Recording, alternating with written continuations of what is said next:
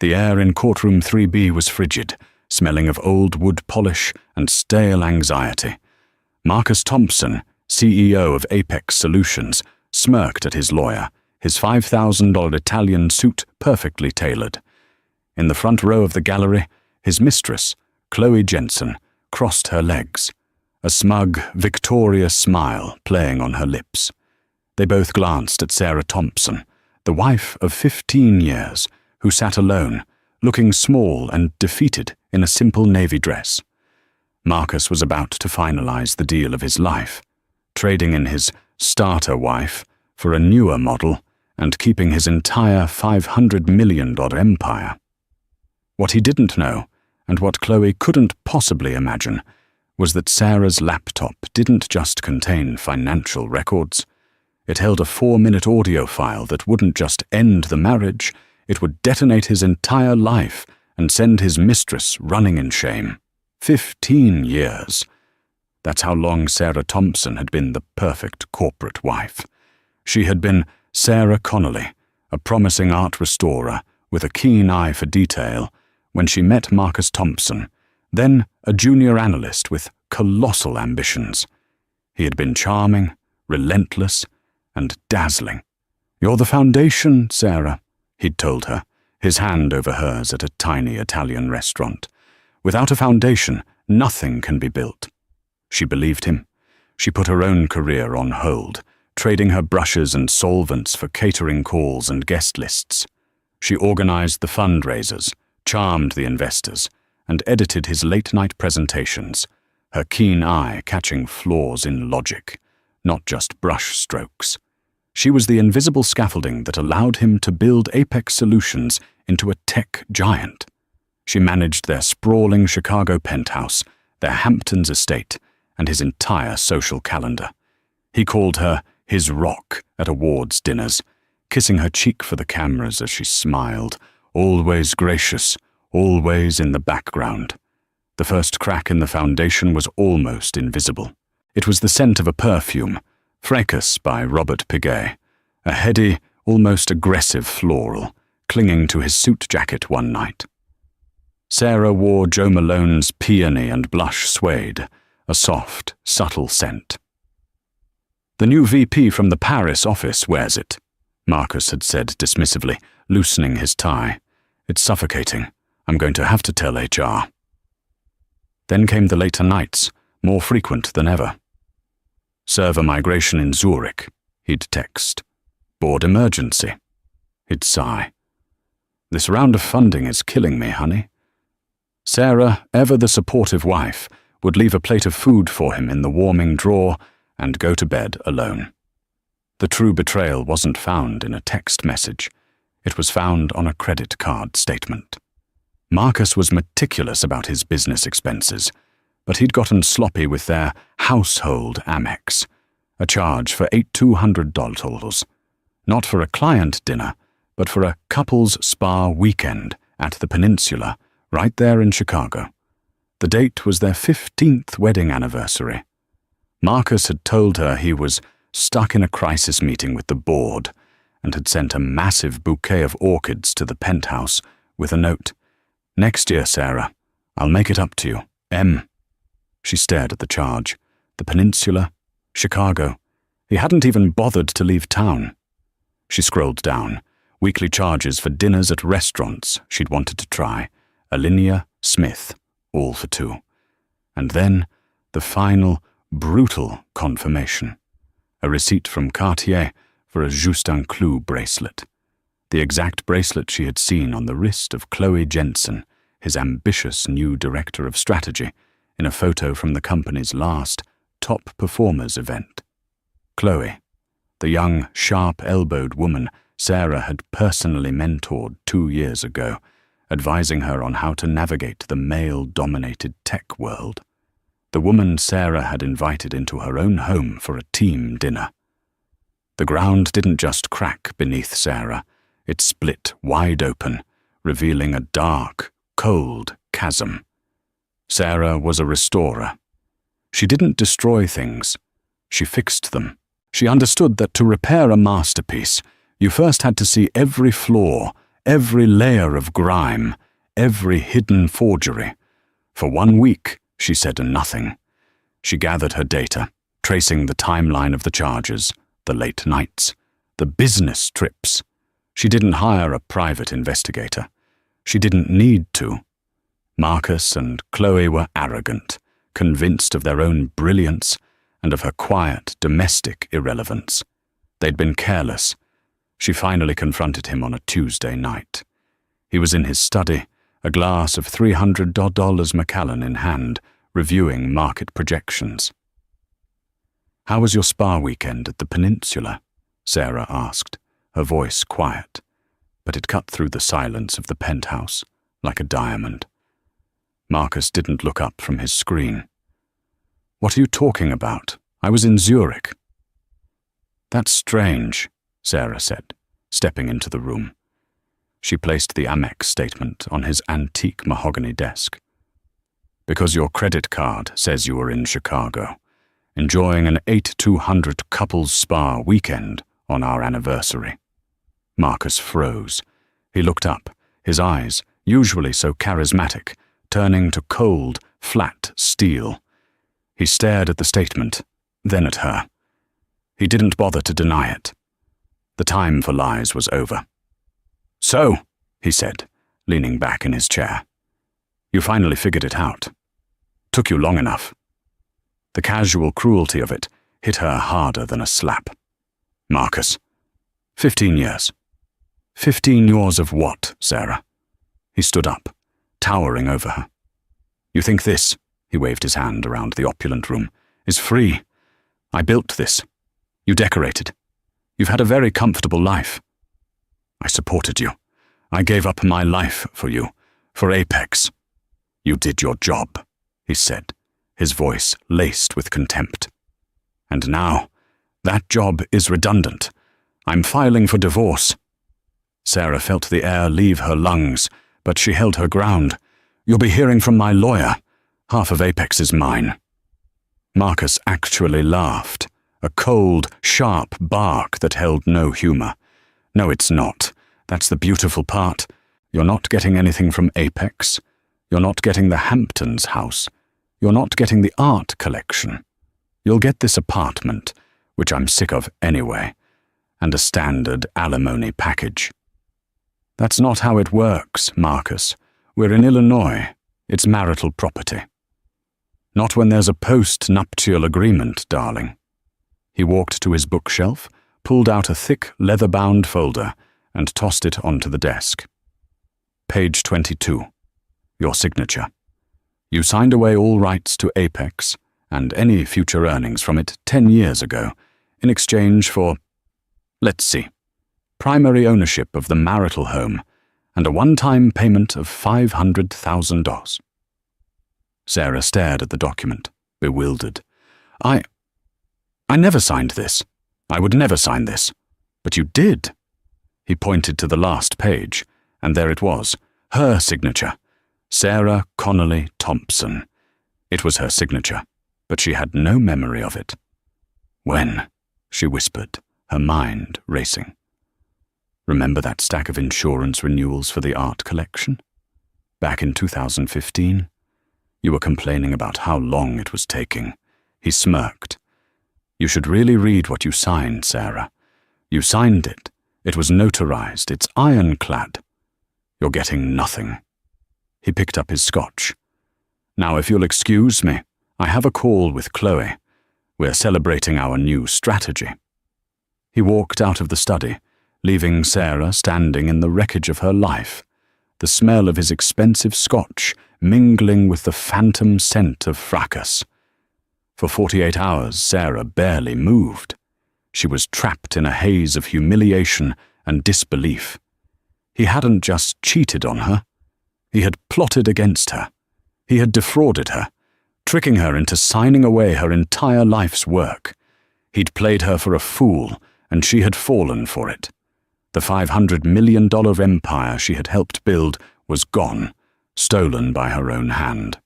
On the third day, the restorer in her woke up, the part of her that understood that you couldn't fix a painting until you found the original canvas. She looked at the post-nup again, The signature was hers, but the context was a lie. This wasn't just a betrayal, it was a crime. It was fraud in the inducement. But how could she possibly prove it? It was his word against hers, and he was Marcus Thompson, the golden boy of tech. She was just the wife who decorated. She hired Diana Hayes, a divorce attorney with a reputation for being a shark with a scalpel. Diana's office was sleek, modern, and overlooked the river. She was a woman who radiated expensive, no-nonsense competence. "It's a bad situation, Sarah," Diana said, after reviewing the document. "The signature looks genuine. A handwriting expert might find subtle duress, but it's a long shot. You signed it. His story about the insurance papers is disgusting, but it's legally clever. He can claim you were a willing signatory and are now suffering from divorce-induced amnesia." "It happens." "He's lying," Sarah insisted, her voice shaking. "He's arrogant. He's a bully. He must have bragged about it. He must have told someone." "Unless you have a recording of him admitting it, we're looking at a very, very small settlement," Diana said, her face grim. A recording. The word hung in the air. Sarah's mind flashed back. Marcus wasn't just arrogant, he was paranoid. After a minor break-in at their Hamptons house 5 years ago, he had turned their penthouse into a fortress. Not just cameras, but a fully integrated smart home system. Lights, temperature, music, security. Everything was voice-activated, run through a central hub. "He called it total integration," Sarah murmured. "He was paranoid about corporate espionage." "Smart hubs," Diana said, a flicker of interest in her eyes. "Amazon Echo, Google Home. They're always listening. They store audio files." "He has one in his study," Sarah said, her heart suddenly pounding. "A high-end model. He uses it for all his conference calls." "If he used it for calls, the audio files might be backed up to his Apex cloud server," Diana mused. "But you'd never get access to that." "But it's also connected to the household cloud account," Sarah said, the idea forming rapidly. "The one we share for photos, music, calendars." He connected it so he could access his study playlist from the living room. He was so proud of it. "Sarah," Diana said, leaning forward, "if you can legally access that cloud account, if your name is on it, you need to look. Now, don't download anything. Don't move anything. Just listen. Look for any files dated around the time he filed for divorce. Arrogant men get sloppy when they think they've already won." That night, Sarah sat in her kitchen, the penthouse silent. She opened her laptop and logged into the family cloud drive she hadn't touched in months. It was mostly photo albums and old vacation videos. But there, in a misfiled folder, labeled System Backup Source Office Hub, was a river of audio files, thousands of them. Most were just wakeword_unknown.mp3, but she filtered by date. She went to the week after he had filed for divorce, a date she knew he was working from home because he'd graciously given her time to process his departure. She found a file, Office Tour Audio, Oct. 19 now 21 to 14.mp3. 21 to 14. That was 9:14 p.m. The file was 12 minutes long. Her hand trembled as she clicked play. The audio file started with the sound of ice clinking in glasses and a low, throaty laugh. It was Chloe's. "Chloe, you're a legend, Marcus, an absolute legend. I still can't believe she just took it." "Marcus, what's to take? She's in shock. She's been living in a bubble for a decade. She's too weak to fight, Chloe. That's why I married her. All that supportive partner stuff? It's just a synonym for no spine." Sarah's stomach clenched. She felt the bile rise in her throat, but she forced herself to listen. "Chloe, but that post-nup, God, that was brilliant. hiding it in the insurance papers. How did you even think of that? Marcus, a low chuckle. She was always signing things for the house. School donations, charity auction forms, renovation permits. I had Robert Shaw, my lawyer, draft it. He said it was fraud in the inducement and technically illegal if she contested it. But I knew she wouldn't. She trusts me. Or well, she did. All I had to do was slip it into the middle of a 50-page insurance rider. Her signature is 100% genuine. She'll never prove she didn't know what she was signing. This was it. This was the smoking gun. This was what Diana needed. Sarah's hand flew to the mouse to save the file, but then Chloe's next word stopped her. Chloe. And now, it's just us. We'll run Apex together. The new power couple. My father is going to be so impressed when I tell him I'm going to be Mrs. Thompson. Marcus. Absolutely, baby. Just you and me. You, me, and your father's entire distribution network. This acquisition is going to be a masterpiece. There was a silence, then the sound of a kiss. Chloe. I'm going to grab some more champagne. Don't you dare make another brilliant move without me. Marcus. I wouldn't dream of it. Sarah heard the sound of the heavy study door opening and closing. Chloe was gone. Sarah almost stopped the recording, but then she heard the sound of Marcus's fingers tapping on his phone. A new call was being placed. She heard her husband's voice, but the tone was different. The warmth he'd used with Chloe was gone, replaced by the same cold, dismissive tone he'd used on her. Marcus. Sure? Yeah, it's me. Listen. He sighs. The little fool just left. Yeah, Chloe. No. She's swallowing every word of it. She actually thinks she's going to be my partner. She thinks this is about love. Sarah's blood ran cold. Marcus. God, no. She's leverage. That's all she's ever been. Her father, Robert Jensen, is on the board of Cygnus Logistics. You know, the company I've been trying to acquire for a year. He's been the lone holdout vote. There was a pause. Marcus was listening to his lawyer on the other end. Marcus. Of course she is.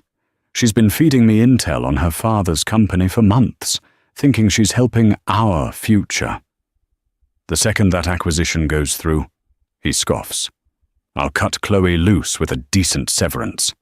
The last thing I need is another partner, especially one who thinks she's smart. She's more naive than Sarah ever was. I'll find a way to pin the whole intel leak on her if she makes a fuss. She'll be lucky to avoid prison. The recording ended. Sarah sat in the dark kitchen, the laptop's glow illuminating her face. She wasn't just shaking anymore. She was perfectly, terrifyingly still. He wasn't just a cheater. He wasn't just a con man. He was a predator. He was using Chloe's love for him to destroy her and her own father. He was planning to discard her just as callously as he had discarded Sarah, but with the added threat of a criminal charge. Sarah saved the file, evidencefinal.mp3. She emailed it to Diana Hayes with a simple subject line. I think this is what you call a smoking gun. Diana's reply came 3 minutes later. Oh, Sarah, this isn't a smoking gun. This is a nuclear bomb. The hearing is in 2 weeks. Don't say a word. Let him walk in there thinking he's already won. The 2 weeks leading up to the divorce hearing were the longest of Sarah's life. Marcus was insufferably smug. He'd moved Chloe into a new high-rise apartment, closer to the office, he'd said, and was openly parading her around town. He sent Sarah's lawyer a final, generous offer, which was essentially the original, fraudulent post-nup agreement. He thinks you're going to roll over, Diana said on their final call. He's counting on you being that weak woman he described on the tape. He'll have his lawyer, Robert Shaw, paint you as a bitter, gold-digging wife. "And what will we be doing?" Sarah asked. "We," Diana said, a grim smile in her voice, "are going to let him. We'll let him build his case, high and proud, and then we're going to play that 12-minute file and watch it all burn down." The morning of the hearing, Sarah dressed with meticulous care. She chose a simple, conservative navy blue dress. No jewelry, save her thin wedding band, which she planned to remove in the courtroom. She looked like what they expected, the grieving, abandoned wife. She walked into courtroom 3B. It was exactly as she'd pictured. Heavy oak paneling, flags standing stiffly beside the judge's bench. Marcus was already there, whispering with his lawyer, the infamous Robert Shaw. Shaw was a big man with a booming voice and a reputation for crushing opponents. Then Chloe walked in. She wasn't dressed like a mistress hiding in the shadows. She wore a stunning, crisp, white power suit. Her blonde hair was pulled back in a sleek ponytail. She looked like the future Mrs. Thompson, there to witness the final, pathetic exit of the former. She caught Sarah's eye and gave her a small, pitying smirk before taking her seat in the front row of the gallery, directly behind Marcus. The judge entered. Judge Evelyn Reed, a woman in her 60s with a face that suggested she had seen everything and was impressed by none of it. The hearing began. "Your Honor," Robert Shaw boomed, standing up. "This is a simple, straightforward dissolution. My client, Mr. Thompson and Mrs. Thompson, have a valid, notarized post-nuptial agreement, signed 10 years ago. We have submitted it as Exhibit A." He proceeded to paint a picture of Marcus as a brilliant, hard-working visionary, and Sarah as a woman who had enjoyed a life of extreme luxury, while contributing nothing to the business's success. "Mr. Thompson is acting with extreme generosity, Your Honor," Shaw continued. "He is allowing Mrs. Thompson to keep the marital home, a $15 million penthouse, and is offering a significant alimony package, despite her clear lack of contribution. We are here today simply to ask the court to honor the agreement she willingly signed." The judge looked at Diana Hayes. "Ms. Hayes, your response?" Diana stood, calm and poised. "Your Honor, we contest the validity of the post-nuptial agreement in its entirety." Shaw scoffed. "On what grounds? Spousal regret?" "On the grounds of fraud, Your Honor," Diana said, her voice cutting through the room. "We assert that my client was tricked into signing the document, that its contents were maliciously misrepresented to her as insurance papers by her husband." Shaw laughed. "That is an outrageous, baseless accusation. Does Miss Hayes have any proof of this fantasy? Or is this just a desperate, last-ditch attempt to bleed my client dry?" Judge Reed looked at Diana. "This is a very serious claim, Miss Hayes. You had better have more than your client's testimony." "I do, Your Honor," Diana said. "We have evidence, a 12-minute audio file, recorded on the defendant's own smart home device, in his own study, where he explicitly admits to the fraud." "Ms. Hayes, your response?" Judge Reed's voice was flat, impatient. She was a woman who had no time for theatrics, and Robert Shaw's grandstanding had clearly worn her thin. Diana Hayes stood, the picture of professional calm.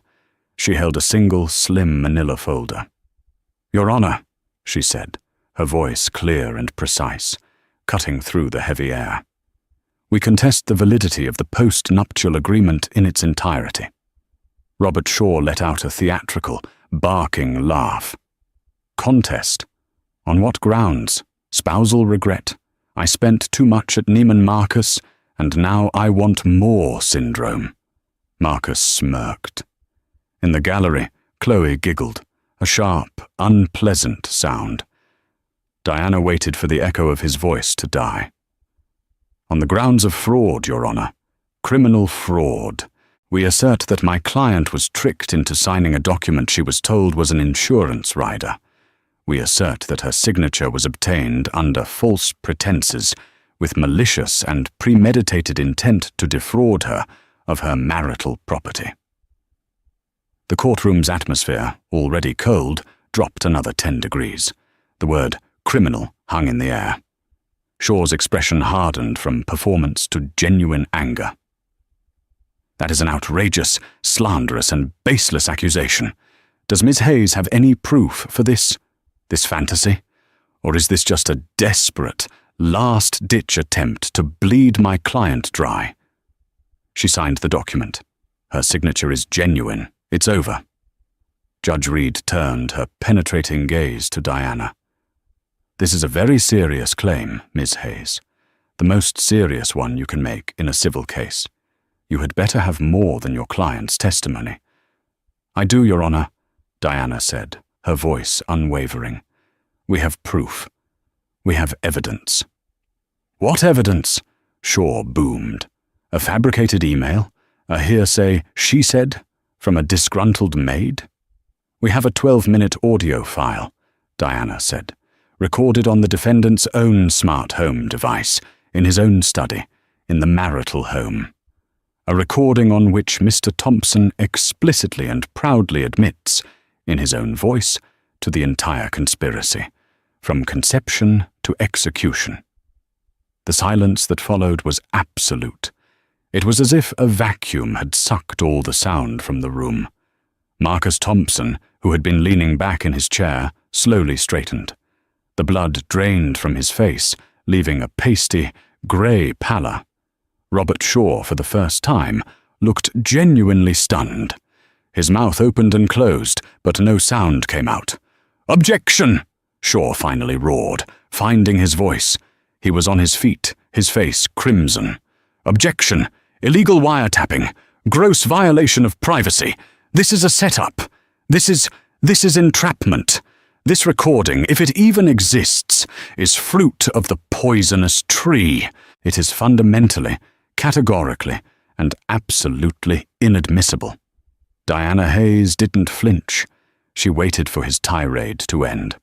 "On the contrary, Your Honor," she said, addressing the judge, "the recording was not made by an illegal wiretap planted by my client. It was made by the home's integrated smart hub, a device Mr. Thompson himself installed.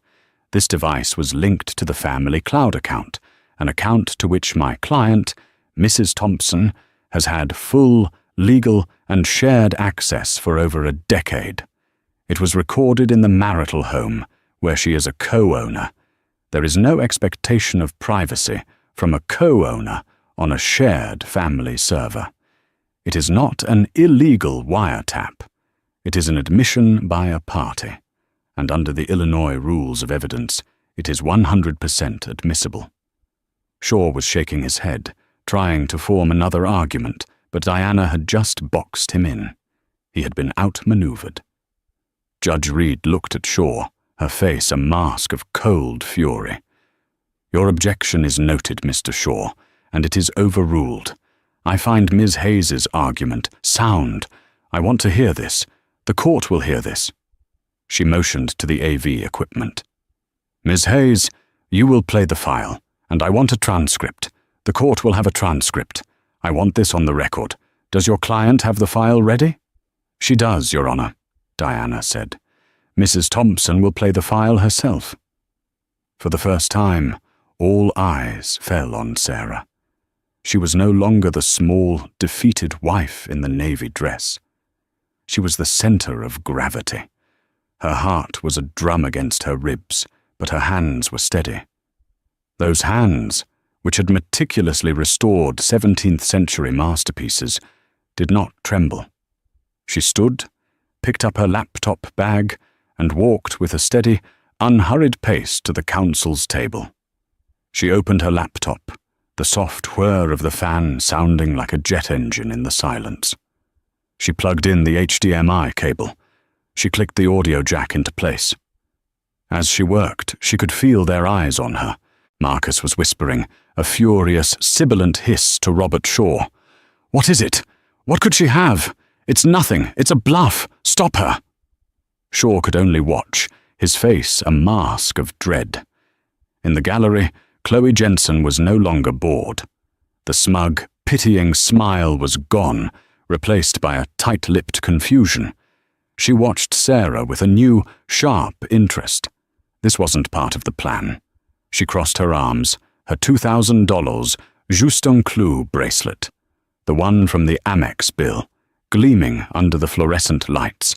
The large white projection screen, previously retracted, hummed to life and descended from the ceiling, covering the panelled wall behind the judge. Sarah's desktop appeared, a simple, serene photo of a Japanese garden. Then her mouse moved. She opened a folder. She clicked a single file. Evidence, final.mp3. "The court is ready, Mrs. Thompson," Judge Reed said. Sarah clicked. Play. The first sound was shockingly loud in the tense room, the clink of ice against a heavy glass. Then a low, throaty laugh. Chloe's laugh. Chloe audio. "You're a legend, Marcus. An absolute legend. I still can't believe she just took it." On the screen, the transcript began to scroll, the black and white words stark and final. In the gallery, Chloe's tense expression melted. She beamed. Her smugness returned, tenfold. This wasn't a problem. This was praised. She sat up straighter, smoothing the lapels of her white suit, and glanced at the back of Marcus's head with pure, unadulterated adoration. Her man. Her legend. Marcus audio. "What's to take?" "She's in shock. She's been living in a bubble for a decade. She's too weak to fight, Chloe. That's why I married her." All that supportive partner stuff? It's just a synonym for no spine. Chloe's smile froze. It didn't fall. It just died. The light in her eyes flickered. A line of confusion appeared between her perfect eyebrows. She shifted, uncomfortable. This was cruel. But it was about Sarah, not her. She could live with it. Marcus himself was rigid, his face turning a dull, angry red. This was humiliating, but not yet illegal. He shot a look of pure venom at Sarah. She wasn't looking at him. She was watching Judge Reed. Then, the second part of the exchange began. Chloe, audio. "But that post-nup, God, that was brilliant. Hiding it in the insurance papers. How did you even think of that?" The courtroom held its collective breath. Marcus audio. A low chuckle. "She was always signing things for the house. I had Robert Shaw, my lawyer, draft it. He said it was fraud in the inducement, and technically illegal if she contested it. But I knew she wouldn't. She trusts me. All I had to do was slip it into the middle of a 50-page insurance rider. Her signature is 100% genuine." A low, strangled groan came from the defense table. It was Robert Shaw. His pen had clattered from his trembling hand and rolled onto the floor. His face was the color of wet ash. His name? He had just been named, on a court record, by his own client, as a co-conspirator to a felony. His entire career, his reputation, his license. It was all flashing before his eyes. Judge Reed's eyes snapped from the scrolling transcript to Robert Shaw. She stared at him for a full 5 seconds. Her expression was no longer just stern. It was prosecutorial. Marcus Thompson looked like he had been punched in the gut. He was staring, wide-eyed at the speakers, as if he could somehow, by force of will, make his own voice stop. He remembered this conversation. He had been so proud, so arrogant. But the recording wasn't finished. Sarah's face remained impassive. This was just the first bomb. The second was for Chloe. Chloe audio. "And now, it's just us. We'll run Apex together, the new power couple. My father is going to be so impressed when I tell him I'm going to be Mrs. Thompson." In the gallery, Chloe's terror receded, replaced by a shaky hope. That's right. It was them. They were a team. This was just the ugly part of the divorce. The audio file continued, the sound of the heavy study door opening and closing. A pause. Sarah could see Marcus relax, just a fraction. He thought it was over. He thought the damage was limited to the post-nup. Then, the sound of his fingers tapping on his phone. The sound of a new call being placed. Marcus, audio. "Sure? Yeah, it's me. Listen." He sighs. "The little fool just left. Yeah, Chloe." The words hit the air like a physical slap. Chloe Jensen let out a sound, a small, sharp gasp, like a terrified bird. Her hand flew to her mouth. Her head snapped toward Marcus, her eyes wide with a horrifying, dawning disbelief. "No," she whispered. "No." Marcus refused to look at her. He was staring blankly at the judge, his face a stone mask, his entire body rigid, bracing for the impact. Marcus, audio. "No, she's swallowing every word of it. She actually thinks she's going to be my partner. She thinks this is about love." Chloe's face, which had been so smug and beautiful, began to crumble. Marcus, audio. "God, no. She's leverage. That's all she's ever been. Her father, Robert Jensen, is on the board of Cygnus Logistics. You know, the company I've been trying to acquire for a year? He's been the lone holdout vote." The revelation hung in the air, thick and toxic. This wasn't just infidelity. This was a cold, corporate assassination. He had used her to commit corporate espionage against her own father. Chloe was shaking, her whole body vibrating with the shock. No. Marcus, audio. "Of course she is. She's been feeding me intel on her father's company for months, thinking she's helping our future. The second that acquisition goes through," he scoffs, "I'll cut Chloe loose with a decent severance. The last thing I need is another partner, especially one who thinks she's smart. She's more naive than Sarah ever was." And then, the final, brutal, soul-destroying detonation. Marcus, audio. "I'll find a way to pin the whole intel leak on her if she makes a fuss. She'll be lucky to avoid prison." The audio file ended. The playback, complete MP3 chime, was the only sound. Sarah's mouse clicked, and the screen went black. The silence that descended was absolute. A heavy, suffocating blanket. Chloe Jensen stared at the blank screen, then at the back of Marcus Thompson's head. He still wouldn't look at her. He wouldn't give her the dignity of a denial, because it was all true. He wasn't her partner. He wasn't her legend. He was her executioner.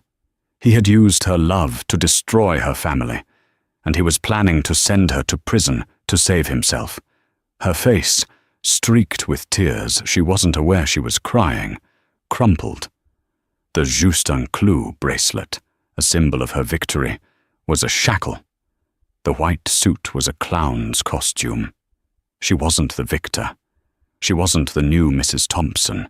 She was the little fool. She didn't just cry, she screamed. It wasn't a word. It was a raw, wounded, animal sound of pure, agonizing betrayal that echoed off the high ceilings. It was the sound of a life imploding. "You!" she shrieked, her voice cracking. You bastard!" She wasn't a corporate strategist. She was a heartbroken girl in a room full of strangers.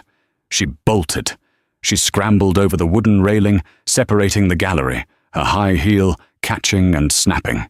She stumbled, fell to one knee, and pushed herself back up, clawing at the air. She ran, shoving the heavy courtroom doors open with a crash. Her agonized, hysterical sobs echoed back down the marble hallway as the doors swung shut, leaving a stunned, perfect, and terrible silence in their wake. The slam of the heavy oak doors echoed in the courtroom like a gunshot. The sound of Chloe Jensen's agonized, hysterical sobs faded down the marble hallway, leaving a silence so profound it felt like a physical weight. It was a vacuum, sucking all the air and arrogance out of the room. The court reporter's fingers hovered over her keys, her face pale. The bailiff, a burly man who had seen decades of domestic disputes, instinctively unclipped the strap on his holster before realizing the threat was not physical, but existential. Robert Shaw, Marcus Thompson's bulldog lawyer, was the color of old parchment. The sweat on his upper lip was no longer a glint. It was a river. He stared at the empty doorway where Chloe had been, his mind clearly racing, trying to calculate the blast radius of the bomb that had just detonated. Marcus Thompson himself was a statue. He remained rigid in his chair, his hands gripping the arms of the witness stand he had almost taken. He was staring at the blank projection screen, at the phantom after-image of his own words. The transcript was gone, but the words "little fool," "leverage," and "lucky to avoid prison" seemed to be burned into the white vinyl. Sarah, by contrast, was perfectly still. She sat beside Diana, her hands folded in her lap. She felt a strange, cold calm. The restorer in her had just stripped away the final layer of grime, and the forgery underneath was visible to the entire world. Judge Evelyn Reed was the first to break the spell. She slowly, deliberately, removed her reading glasses and polished them with a cloth. She placed them back on, her gaze sharpening as it fell on Robert Shaw. Her voice, when it came, was not loud. It was lethally precise. "Mr. Shaw," she said. Shaw jumped, his head snapping toward the bench. Your Honor, in light of that unfortunate emotional outburst from a member of the gallery." He was already spinning, trying to reframe the problem as Chloe's hysteria, not Marcus's confession. "Clearly this matter has unforeseen complications. We request an immediate recess." "A brief recess, Your Honor, to discuss a new settlement offer in chambers. A far more generous one." He was practically begging. He was trying to get this out of the public record, to stop the bleeding, to put the fire out while there was still something left to salvage. Judge Reed let him finish.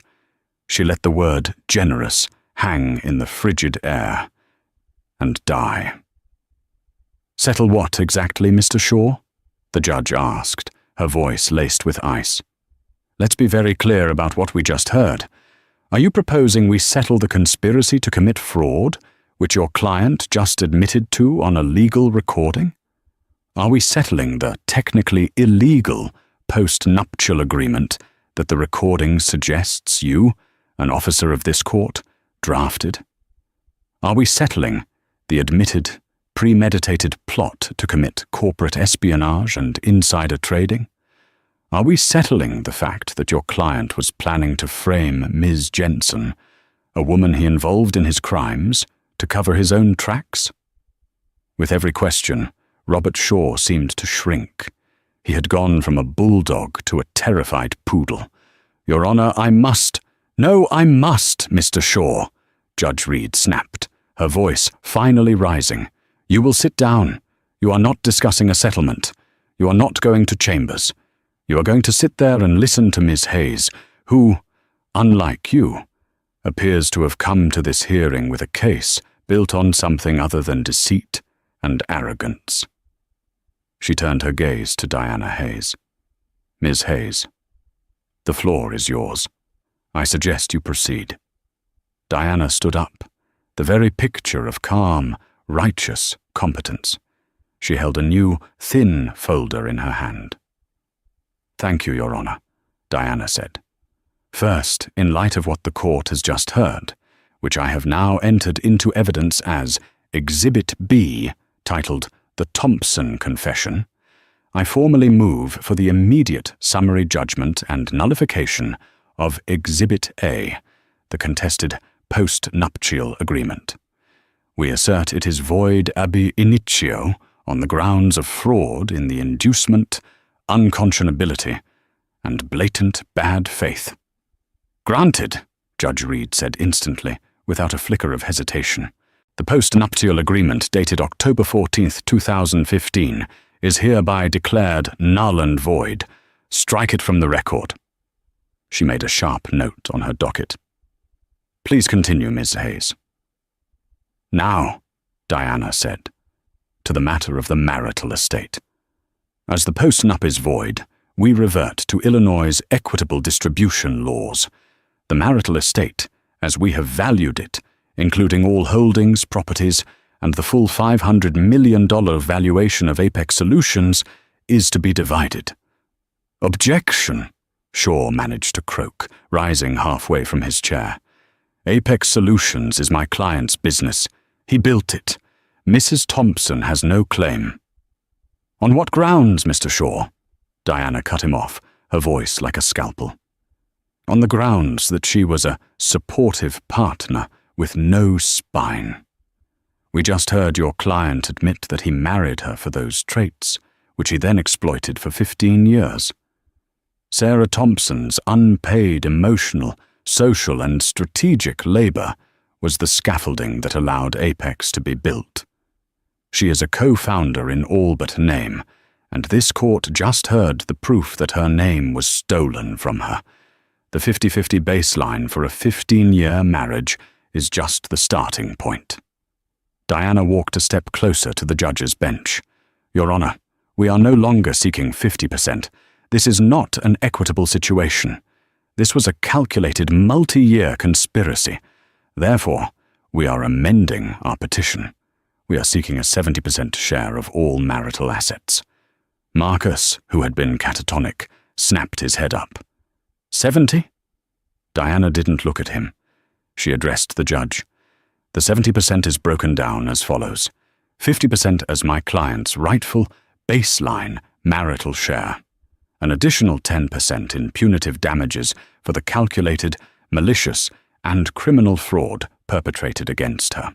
And a final 10% for the intentional infliction of emotional distress and as a disgorgement of profits related to the Cygnus Logistics deal, a deal that was only possible due to criminal conspiracy, the assets of which my client has a right to." Robert Shaw was on his feet, sputtering. "Your Honor, this is vindictive. It's preposterous. There is no precedent. There is every precedent for sanctioning criminal behavior, Mr. Shaw." Diana's voice cracked through the room. "And I am not finished." She turned her head slightly, just enough to look at Marcus. "Your Honor, we are also aware that Mr. Thompson, when cornered, is a man who acts out of spite. We just heard him threaten to burn it all to the ground, figuratively. We have no faith he wouldn't do so, literally." Marcus's eyes widened. He knew what was coming. "Therefore, I petition for an immediate injunction and the appointment of a temporary receiver for Apex Solutions, effective this second. We move to have Mr. Thompson's assets frozen, his access to all company accounts revoked, and his voting shares suspended, pending the final division of assets. He cannot be allowed to liquidate the company, transfer funds offshore, or destroy the very asset that this court is now dividing. He is a flight risk and a financial terrorist to his own corporation." This was the true, killing blow. The money was one thing. The power was everything. She was taking his company. "And finally," Diana said, her voice softening, but with a terrible finality, "we have a legal and ethical duty to report these findings. This afternoon, we will be forwarding the complete audio file, along with relevant financial statements, to the District Attorney's Office, with a formal request for a criminal investigation into Mr. Thompson for conspiracy to commit fraud. We will be forwarding the same packet to the Securities and Exchange Commission, regarding the admitted plot for insider trading and market manipulation in the matter of Cygnus Logistics. And, she said, turning to face Robert Shaw directly, her eyes boring into his, we will be filing a formal 12-page complaint with the Illinois State Bar Association, citing Mr. Shaw's explicit mention on the audio file as a co-conspirator, seeking his immediate disbarment. Robert Shaw didn't just sit down. He collapsed. He fell into his chair as if his strings had been cut, his mouth open, his multi-million-dollar career evaporating before his very eyes. "My license," he whispered, so quietly only the court reporter could hear him. 30 years. Gone. Marcus Thompson finally broke. The statue cracked wide open.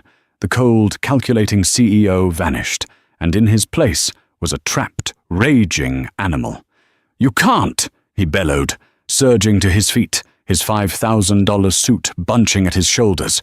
He pointed a shaking finger not at Diana, but at Sarah. You did this! You, bitch! You tricked me! You spied on me! That recording is illegal. It's inadmissible. This is my company. I built it." He was unraveling, his voice echoing with the same hysterical pitch as Chloe's. "I'll burn it all to the ground. You'll never see a dime. I'll file for bankruptcy. I'll destroy it all before I let you. Order!" Judge Reed's voice was a physical force, amplified by the gavel she slammed down so hard it cracked the wooden block. "Order! Bailiff! On your feet!" The bailiff moved, placing a heavy hand on Marcus's shoulder. "Sit down, sir. Now." Judge Reed was standing, her face a mask of judicial fury. "Mr. Thompson, you will be silent.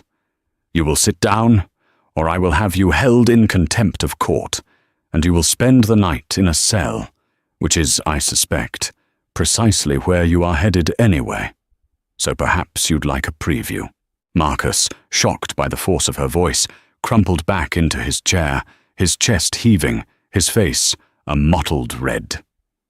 Judge Reed glared at him for a long, silent 10 seconds. Then she sat. "Mr. Shaw, what is left of your legal career depends on your client not saying another word. Do you understand me?" Shaw, ashen, could only nod. "Good," Judge Reed said. She looked at her notes. "Ms. Hayes, your motions are, given the extraordinary circumstances, not only reasonable but necessary. The motion to nullify is granted. The amended petition for a 70-30 asset split is taken under advisement. But I will state for the record that I am finding in favor of your argument. The final division will be confirmed at a new hearing, which I suspect will be a formality." She picked up her gavel. "The motion for an immediate injunction and the appointment of a court receiver for Apex Solutions is granted, effective immediately. Mr. Thompson, you are hereby ordered to surrender all keys, passcodes, and access to company property. You will be escorted from your office this afternoon. A temporary restraining order is also granted, preventing you from contacting your wife, Ms. Jensen, or any employee of Apex Solutions or Cygnus Logistics. You are a party to a criminal investigation. Do not leave the state." She looked at Marcus, then at Sarah. "This hearing is adjourned." The gavel cracked. It was over. The silence that followed was different. It was the silence of an aftermath. Robert Shaw had his head in his hands, his shoulders shaking in a silent sob for his lost career. Marcus Thompson just sat there, a hollow man in an expensive suit, his empire, his mistress, and his freedom gone in the space of 12 minutes. Sarah Thompson took her first deep breath in 15 years. It was shaky, but it filled her lungs. She felt quiet, not triumphant, not vengeful. She felt like a restorer who had just finished a grueling, toxic, 15-year project. The masterpiece wasn't the painting itself, but the clean, empty canvas underneath. She slowly, deliberately, packed her laptop into her bag. The small click of the zipper felt deafeningly loud. Diana gave her a small, respectful nod, already gathering papers to file the injunction. Sarah stood up. Her legs felt light. She walked down the aisle, her simple navy dress suddenly feeling like armor. She paused as she passed the defense table. Marcus was staring at the wood grain, his life in ruins. He flinched as her shadow fell over him, but he couldn't look up at her. Sarah looked at her own left hand, at the 5-carat diamond he had given her. It wasn't a symbol of love. It had been a down payment. A manacle. She slipped the heavy, cold ring off her finger. It left a pale, indented mark on her skin, a sign of a pressure that was finally, blessedly, gone. She didn't throw it at him. She didn't say a word. She simply reached out and placed the ring gently on the polished wooden railing, directly in his line of sight. The small metallic clink was the quietest, most final sound in the entire room. It was the sound of a closing lock, a finished chapter. Then she turned and walked away. She pushed open the heavy courtroom doors. The light from the building's vast marble atrium was blinding. Her eyes adjusted, and she saw her, Chloe Jensen. She was no longer the smug, white-suited victor. She was a wreck. She was crumpled on a hard wooden bench near the elevators, her face a grotesque mess of black mascara and raw, red grief. Her perfect blonde ponytail was coming undone. She was the little fool, and the truth of it had shattered her. As Sarah approached, Chloe looked up. Her eyes were wide, red-rimmed, and filled with a terrifying, desperate question. She looked at Sarah, the woman she had helped to destroy, as if Sarah had the answers, as if Sarah could somehow fix this. Sarah stopped. She looked at the woman who had been her rival, the woman who had slept with her husband, and she felt nothing. Not pity, not anger, not even triumph, just a profound, bone-deep sadness. This is what he did. This was the wreckage he left behind. Chloe was just another forgery, another victim. Sarah gave a single, almost imperceptible nod. It was not a nod of forgiveness. It was an acknowledgement. I see you. We were both his victims. Then Sarah turned and walked away from her too. She walked past the security checkpoint, through the revolving doors, and out onto the steps of the courthouse. The November air in Chicago was bitingly cold, but it felt clean. It stung her face, and it felt real. She pulled the collar of her coat tight, walked to the curb, and hailed a cab. As the car pulled away, she didn't look back. She was no longer Mrs. Thompson. She was just Sarah. And for the first time in a very long time, she was free. And that, everyone, is what happens when arrogance meets quiet intelligence. Marcus thought he was playing chess, but Sarah was the one who saw the entire board. He thought his wife was a silent partner, someone to be discarded. He forgot that the quietest people are often the most observant. He didn't just lose his wife or his mistress.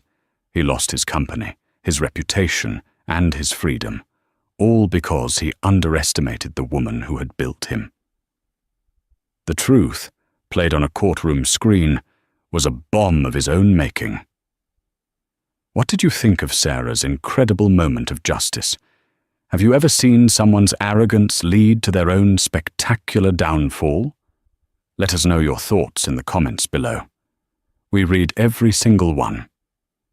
If you love stories where justice is served cold, please hit that like button, share this video with someone who needs to see it, and be sure to subscribe and turn on notifications. You won't want to miss the next story.